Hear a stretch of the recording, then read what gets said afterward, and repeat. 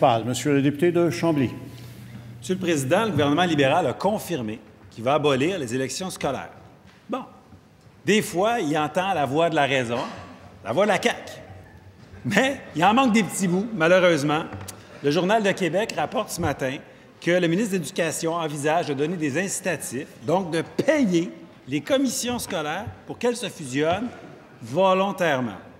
Encore une fois, le gouvernement libéral plie les genoux devant le lobby des commissions scolaires.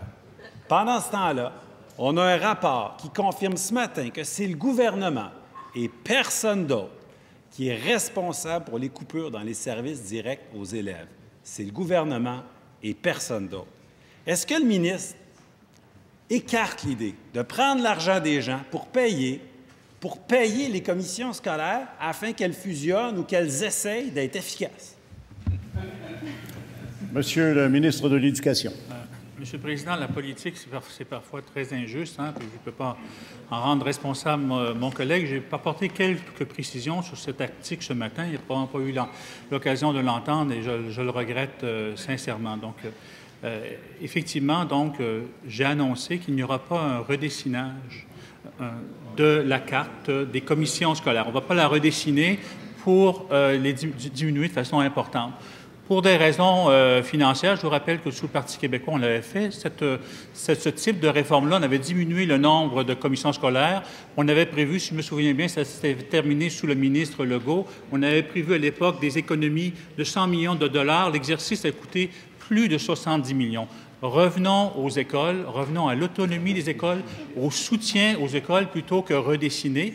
Et j'ai ensuite mentionné, c'est très important, et j'ai corrigé l'article là-dessus, qu'on va continuer à pouvoir forcer, dans certains cas, des commissions scolaires à échanger des services entre eux pour faire des économies au profit des enfants et aussi à pouvoir les fusionner si nécessaire. Pas nécessairement fusion, mais fusion si nécessaire, Monsieur le Président. Première complémentaire, Monsieur le député de Chambly. Monsieur le Président, avez-vous compris quelque chose? On a un rapport ce matin, là, qui nous dit que c'est le gouvernement qui est responsable pour les coupures de services. Ça, c'est clair. Dans le rapport, on parle du cas de la Commission scolaire des Patriotes, mais ce n'est pas un cas unique. Commission scolaire Marie-Victorin, 11 postes de professionnels de moins cette année. Ça, c'est clair, c'est facile à comprendre. Le gouvernement laisse tomber les élèves, préserve la bureaucratie ou pas, c'est pas clair. Pourquoi le ministre refuse-t-il de réduire la bureaucratie? Monsieur le ministre de l'Éducation. Bon, je suis étonné, mais bon, je peux comprendre parfois que quand la CAQ reprend exactement les chiffres des porte-paroles syndicaux sur les coupures, il faut faire très attention, des postes qui n'étaient pas occupés, si on les ferme, est-ce qu'il y a vraiment une réduction de services automatiquement, il y aura une réduction peut-être d'une aspiration pour le syndicat, mais du point de vue de la réduction des services, je ne pense pas qu'il n'y a rien qui est affecté par ça. Donc, il faut bien comprendre l'endroit où on en est en ce moment.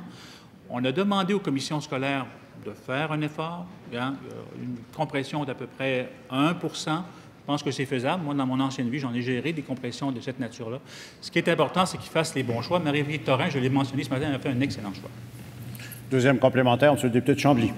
Monsieur le Président, ce qui est clair, c'est que le gouvernement libéral n'a pas de plan en éducation. On recule de ce qui se passait il y a 6 mois, il y a 12 mois. On a toujours des versions différentes. Où est-ce qu'ils s'en vont?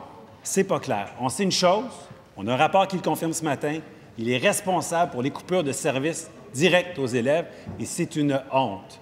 Est-ce que le gouvernement, est-ce que le ministre va prendre les moyens nécessaires pour rétablir ces services puis assurer la réussite de nos élèves? Monsieur le ministre de l'Éducation. Merci, Monsieur le Président. Donc, je lis la page 24 du rapport. Les résultats de nos travaux ont conduit à faire le constat que le service d'aide aux devoirs était peu utilisé à la commission scolaire. Environ 8 % des élèves s'en prévalaient. Le retrait du service d'aide aux devoirs a été effectué en offrant des alternatives aux élèves et aux parents concernés. Selon la Commission scolaire des Patriotes, la période de travaux scolaires au service de garde et surtout la récupération scolaire assurée par les enseignants ou les orthopédagogues pour les élèves qui vivent des difficultés permettent aux écoles de pallier le retrait du service d'aide aux devoirs et ainsi de s'assurer, voilà le but, que l'élève évolue dans un contexte favorisant son apprentissage scolaire et sa réussite. Dixit, page 24.